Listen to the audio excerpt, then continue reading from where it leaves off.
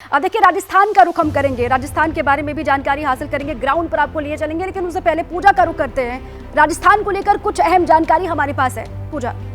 बिल्कुल दीपा, देखिए राजस्थान में क्या क्या महत्वपूर्ण है और किस वजह से दूसरे चरण के इस चुनाव में सबकी नजर है इस बार राजस्थान पर। राजस्थान की कौन सी वो सीटें जो कि बहुत ज्यादा अहम मानी जा रही हैं, टक्कर किस किस के बीच है वो आपको बता देते हैं। देखिए यहाँ पर सीधी टक्कर बीजेपी और कांग्रेस के बीच देखने को मिलेगी। जो बीजेपी के प्रत्याशी हैं ओम बिरला, लोकसभा के स्पीकर है, 2 बार के सांसद रह चुके हैं, और दूसरी तरफ देखिए प्रहलाद जो है कांग्रेस के प्रत्याशी हैं, और यहां पर सीधी टक्कर आपको बीजेपी और कांग्रेस के प्रत्याशी के बीच देखने को मिलेगी। और ओम बिरला की वजह से यह सीट वीआईपी मानी जा रही है और सबकी नजर होगी इस बार इस सीट पर। अब आगे देखिए, आगे बढ़ेंगे जहां आपको यह भी बता दें कैलाश चौधरी और कांग्रेस के उम्मीदवार के बीच यहां पर टक्कर देखने को मिलेगी, जो कि मोदी सरकार में कृषि राज्य मंत्री भी रहे हैं कैलाश चौधरी। और दूसरी तरफ कांग्रेस के जो प्रत्याशी हैं वो 2023 में बायतू से विधानसभा चुनाव हालांकि हार गए थे। ये बाड़मेर का हम आपको डेटा बता रहे हैं, जहां पर दूसरे चरण की टक्कर आपको इस बार देखने को मिलेगी।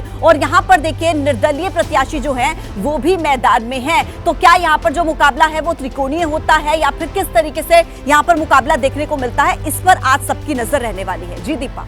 बिल्कुल, तो कौन कौन सी हाई प्रोफाइल सीट है राजस्थान की, उसके बारे में जानकारी दे रही थी पूजा। आइए सीधे आपको ग्राउंड पर लिए चले। कोटा से अंकित गुप्ता हमारे साथ बने हुए हैं, उनका रुख कर लेते हैं। अंकित, देखिए राजस्थान की वैसे तो बाड़मेर की सीट हो, जोधपुर की सीट हो, और ये सारी बहुत अहम है, लेकिन नजर कोटा पर इसलिए क्योंकि वहां से तो खुद मैदान में है Lok Sabha speaker Om Birla.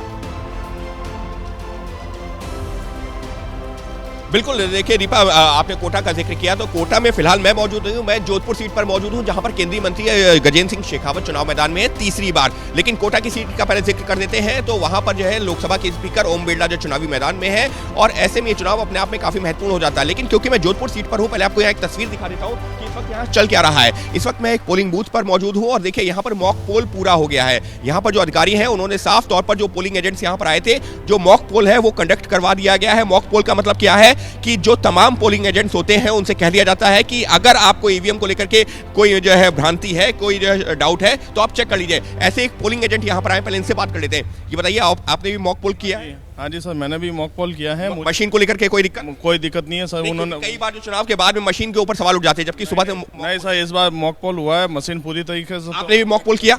Mock poll में कोई दिक्कत नहीं है? तो देखिए मॉक पोल में कोई दिक्कत नहीं। और क्यों मैं जिस सीट पर मौजूद हूँ, ये क्यों महत्वपूर्ण है? ये इस वजह से महत्वपूर्ण है क्योंकि यहाँ पर गजेंद्र सिंह शेखावत बीजेपी की तरफ से उम्मीदवार है, तो करण सिंह उचियारा जो कांग्रेस को उम्मीदवार है। लेकिन ये सीट सिर्फ इसी वजह से नहीं क्योंकि केंद्रीय मंत्री गजेंद्र सिंह शेखावत यहाँ से उम्मीदवार है, बल्कि अशोक गहलोत का ये गढ़ रहा है। राजस्थान के पूर्व मुख्यमंत्री अशोक गहलोत का यह गढ़ रहा है, और समझा जा सकता है कि पिछले चुनावों में अशोक गहलोत ने अपने बेटे वैभव गहलोत को चुनाव मैदान में उतारा था, लेकिन वो 2.5 लाख से ज्यादा मतों से हार गए थे। लेकिन अभी भी अशोक गहलोत की बात की जाए तो उन्होंने वैभव गहलोत जहां से जो नजदीकी सीट है जालोर सिरोही, वहां पर नहीं अपना डेरा डाला है, बल्कि अशोक गहलोत पिछले जो है 48 घंटे से राजस्थान में जोधपुर की सीट पर मौजूद है, और यहां से पूरा समीकरण जो बाकी 13 सीटों का क्या रहेगा उस पर नजर बनाए हुए हैं।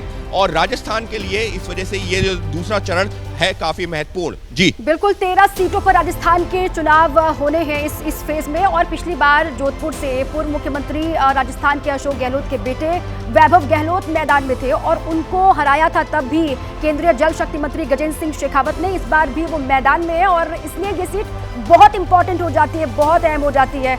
हर एक सीट पर हमारी नजर है, हर एक जानकारी चुनाव से जुड़ी हुई आपको हम दे रहे हैं।